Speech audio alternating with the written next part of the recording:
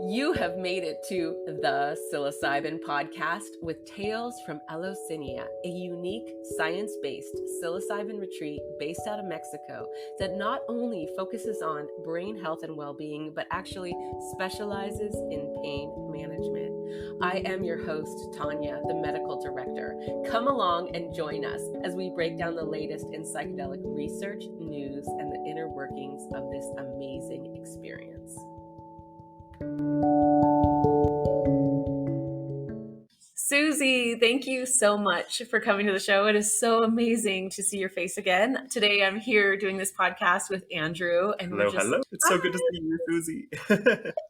Yeah, and if you could tell us a little bit about who you are and what you're up to now. Sure.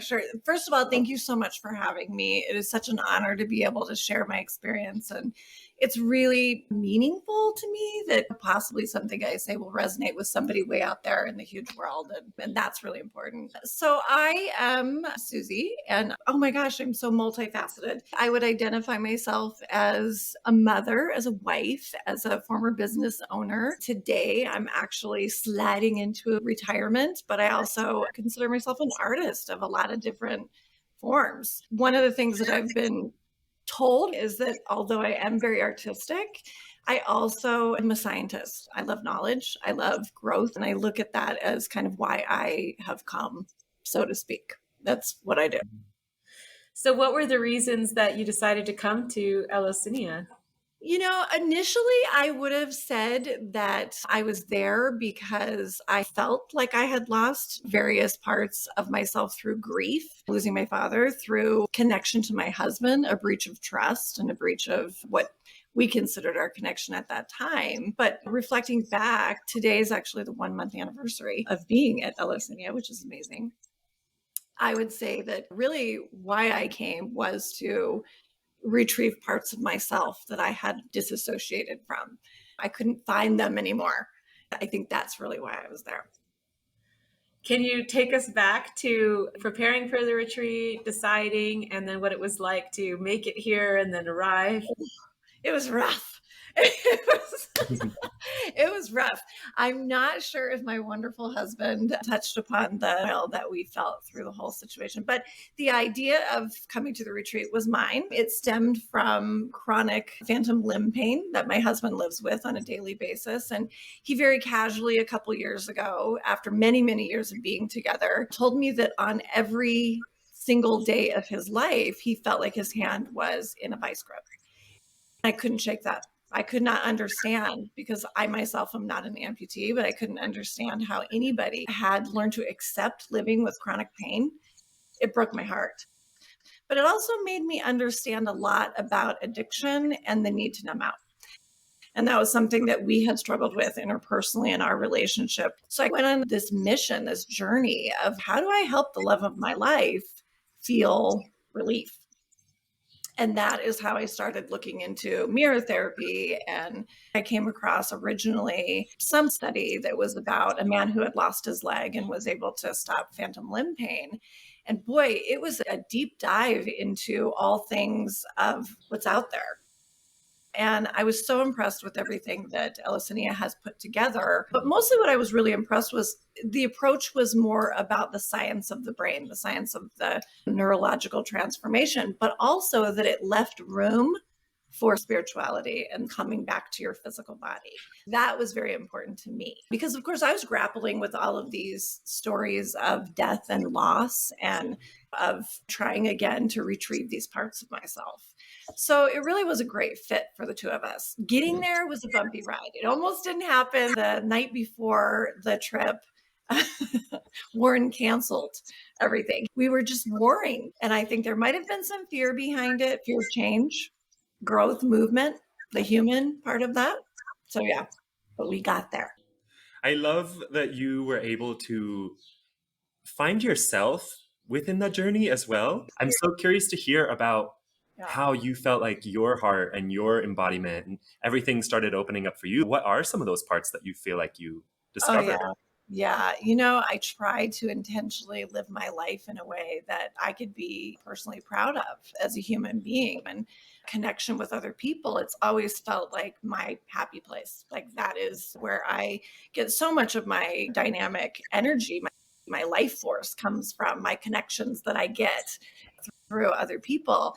But somewhere along the line, and I didn't realize this was something that was happening to me until my father passed away. As somewhere along the line, I had almost gotten to the point where that was all of my life force. That was everything that I experienced. And Tanya, you and I had talked a lot about during my hero dose. I had this really profound moment where I was myself doing some mirror work. I was a little curious, like, what is this about? And I had this moment where I realized that we can spend a lot of time doing whatever it is that we do for a living, or whatever it is that we present to the world, and falsely believe that that's actually who we are, that there's nothing more to that. And I think with that filter, we can start to slip away from where our happiness lies. So for me, in my mind, I term it the space between.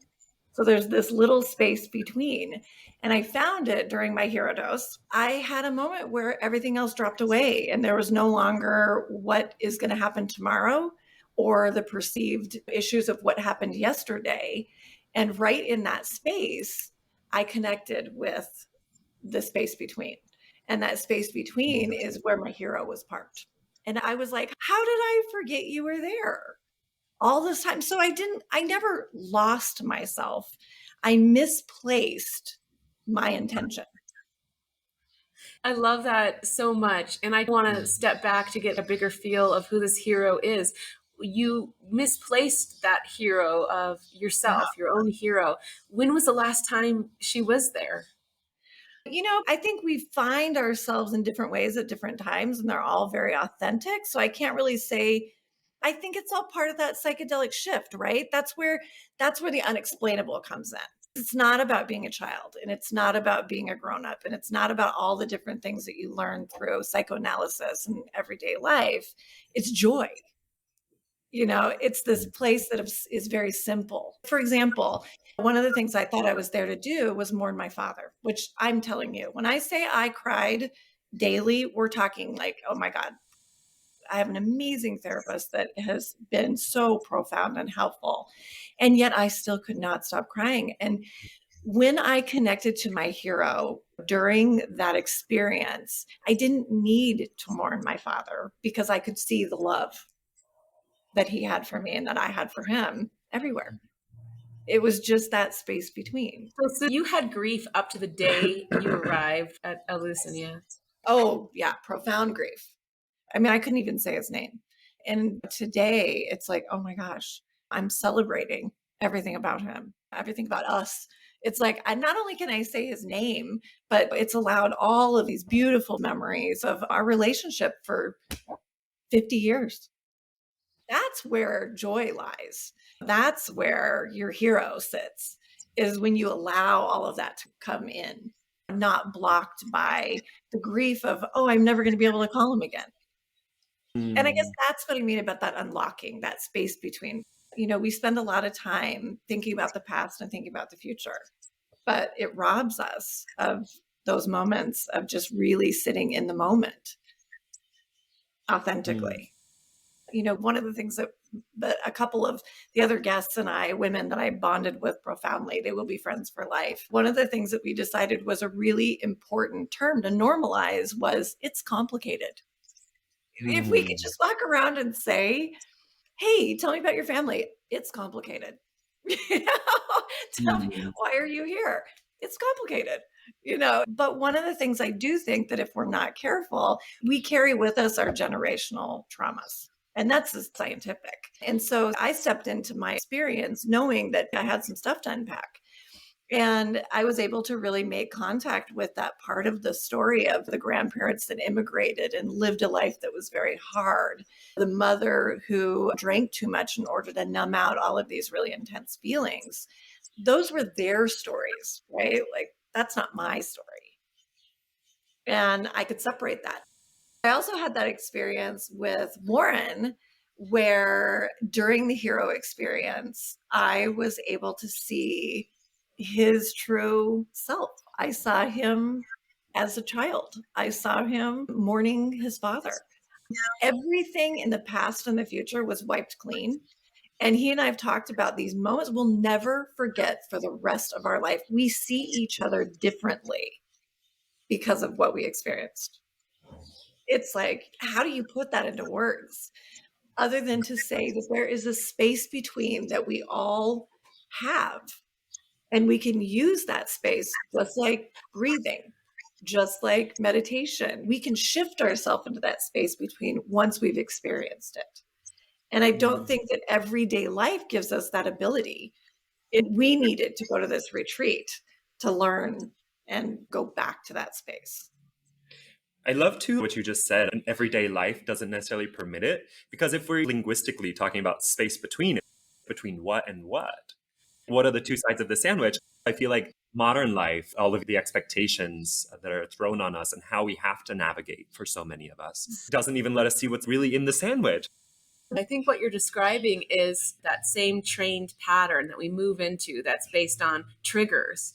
And I'm not sure what the other side of the sandwich is. Maybe the emotional stuff, but I know that it's a space between that where it's complete freedom. Yeah, it is. So, you and I talked about how sometimes when you hear the term hero, nobody wants to wear that. That's just too big of a cape. And so we kind of step away from that. But to me, being my own hero doesn't have to do with anybody else. It's a very personal experience. It is leaving the old story behind you and what's going to happen 10 minutes from now. Drop that too. And sit in that moment and ask yourself the question, which is, what makes me genuinely Suzy? What makes me genuinely important to myself? What makes me laugh? What makes me cry? We leave that behind as we grow up. And it is such a profound experience to find yourself in that space and know, I'm here to love. I'm here to connect. I'm here to create art and joy and laughter and all of these different things. I'm love. That's who I am. Oh, you see that as important to you. Yeah. And it is really valuable in your relationship, not just with yourself, but also in your relationship. So I was raised by a very important political big man. And my father was a profound man. However, a lot of our conversations were very much directives.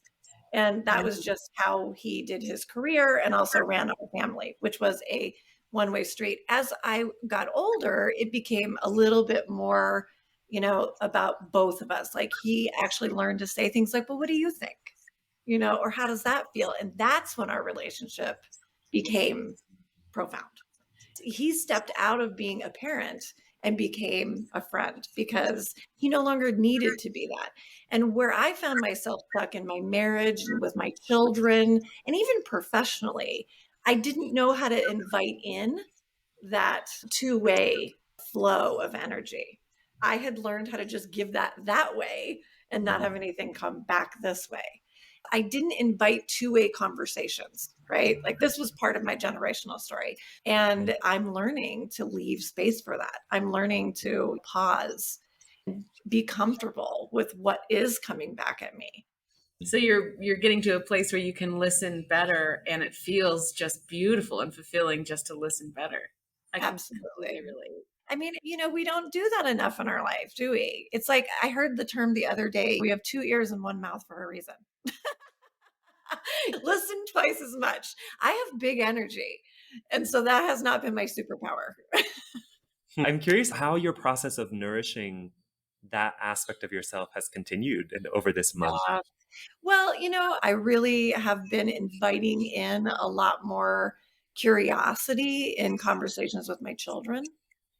Asking more open-ended questions and sitting with sometimes getting answers that maybe make me feel a little uncomfortable. And instead being like, how does that feel for you? I want to have that conversation with my children and my friends and anybody else really in my life where I genuinely hear what they have to say. And I think that goes back to what you were saying about it's complicated. of allowing for that, of normalizing that. It's so beautiful to hear that, because I think of conversations where it's a one-way street. It's not complicated. It's not allowed to be, because there's not allowed to be what's on the other side of it. But when there is an openness to what's on the other side, it is complicated, and it can be. And actually in that, there's something really profound and transformational. I've never heard that before, Suzy. I never heard anyone say, I found my hero in my hero's dose. And it just took me to a whole level of understanding when you were telling me this story as it occurred. I've never heard that. And it made me feel that is the nail on the head of why we call it the hero's dose. And it took it to a whole different level. When Terence McKenna used that phrase, I'm not sure if that's where he went, but you going there makes it so relatable to so many women, so many caregivers and people that just care so much for others. Yeah, I think that's what was important to me today when I was thinking about my intentionality of coming on and sharing my experience. I felt this impetus to speak up for a lot of mothers, wives. More than anything else, I want to debunk the myth that going into this situation, you are powerless, because you guys do. And I'm sure if anybody's listened to these podcasts, they've heard everybody say this, but it can't be stated enough that if you pay attention, if you give yourself into the work, you will have tools. And those tools will allow you to breathe through anything that is uncomfortable and dig deeper than you ever thought possible, to really allow yourself this profound, comfortable space to access parts of yourself that maybe you had shut off. And we do that as mothers, as women. When you go to Eleusinia and you're there for some of the reasons that I think most of us are, what you'll find is that if you can trust the space, that everybody can find their version of their own personal hero. It's not going to be the same as mine. It's going to be very personal. That's an empowering thing that you're doing. It's reclaiming your essence, your life, really. I'm so curious, going back to that day before, that intense moment of uncertainty and are we going to make it? How do you think your hero played a role in getting you there and getting you through?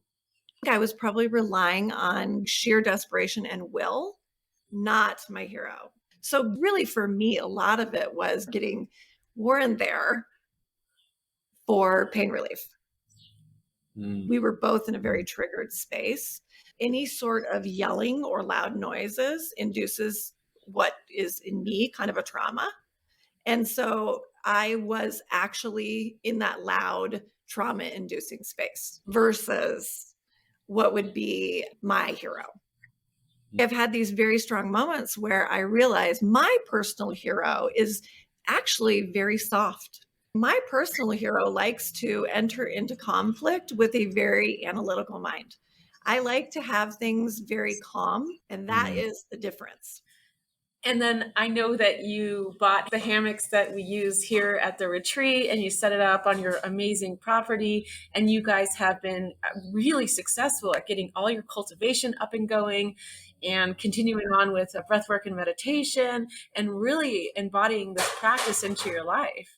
Yeah, that's where I'm so grateful. I am so, so grateful to the entire team. When I was doing my research and I was looking into things, I really appreciated the science impetus, but I was not prepared for the whole package of all of the different tools that you take away that really let you stay in this place. I think everybody probably leaves with the same fear, like what's going to happen when I get into real world life. And we've really very comfortably been able to stay. We have not lost, not one day have we lost what we gained.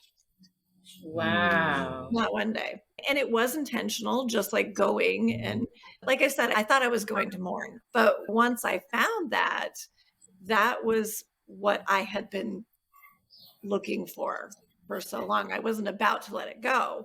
But other people have to rely on sheer will. And I think that's where we fail in any form of treatment. You can gut through a lot of stuff, but I don't think that's really where true transformation comes from. I think it really comes from community. How many times have I reached out to all of you guys? And I think it comes from a connection. I think it comes from curiosity. And I think it comes from intentionality. And we were so set up. I mean, even just those hammocks, shouldn't be that big of a deal. But you can bring yourself right back to that space. Breath work. Literally, Andrew is my earworm. Andrew is my earworm. Wait, cannot wait until I can tune in and hear that voice that brings me back. You and I, Tanya, shared some parts about mothering. And I've taken that with me of those moments where it's very clear to me what this relationship means to me. I had this moment with my youngest daughter the other day where I realized that my hero wants to create unbreakable bonds with my children. And now I know how to do that. You told me about your amazing therapist and how she was great, but you got to a spot where the tears just would not stop coming. Have you seen that therapist post retreat? Yes, and he is profound. And primarily he is Warren and I's person together. So he was helping us to find this reconnection. And of course, I was dealing with all this grief and think that he is wise enough to know exactly what we were headed for. He really helped prepare us in a million ways. I actually would love to give him a little shout out because I'm positive he'll probably listen to this. So thank you, thank you, thank you. His work with us prepared us in so many different ways. And I'm so grateful. His commitment to helping us find our way back to each other was a big, big part of us being there. But I still had to get out of my own way. And that is a personal experience. And I think that's where the psychedelic experience really segues in a healthy way into your work outside of the experience. And I'm really glad you said that because that's something that we really want guests to set up is yes, we do ongoing support, but we don't want to be the sole support. We really need you in your hometown to have something set up. So if you're listening and you're thinking about coming, keep that in the back of your head because we have to have people on our side in our life. And there are times in our life when that's a lot harder than others. Well, and if you went and you unpacked everything, which I think in the Hero's Dose you really do. Like my lifetime was experienced and then not. I think to get the whole experience, it's really important to have your person. For me, it was to have an amazing therapist to be able to unpack.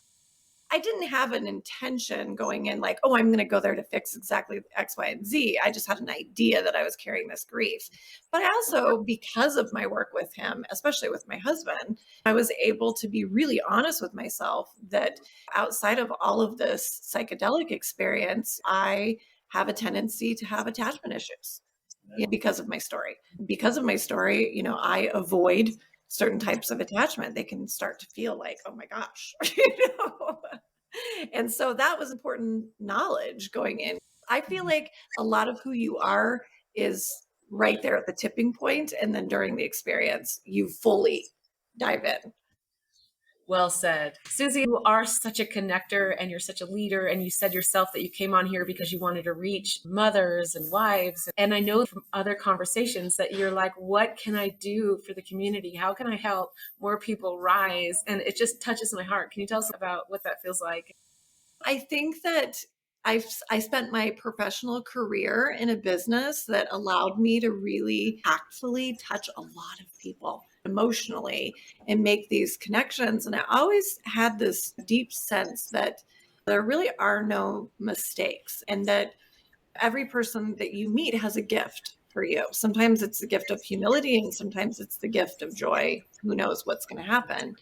And I would say that if I had something that I hope touches somebody's heart right now is that if you are at the tipping point in your marriage, it's not gone. Your love for your spouse is not gone. I promise you, there's a lot of things standing in your way. But if you allow yourself this gift to open, this gift to broaden, it is such a dynamic force that we have with our partner. I feel like I never fell out of love with my husband. I just got lost for a little while. He just got lost for a little while. So I think that's really important for me. Don't lose faith. Go do the thing. Keep doing the thing until you're exhausted by the thing or you find the joy in your thing because you may just find your hero. Thank you so much, Suzy. Yeah. That's just, I love the way you tell stories. I love who you are. It's just been such a joy to get to know you. Your story has been so inspiring and helpful to me. Yeah, it's so beautiful to see you. And I Friends. can already imagine you sitting in the hammock in your beautiful landscape. Probably spending a little too much time in that hammock. I may have to do something. I love you guys so much, and I have so much respect for what you do and how much of yourself that you give in order to do that. And lives are changed because of you, and that's a big, big deal. So thank you. I just hope you know that that is a two-way street. I do. That's the best part. Is I do, and Mm. that's profound. We will see each other soon. Thank you so much, Suzy. Yeah, Thank you so yeah. much. I'll talk to you soon. Talk to you soon.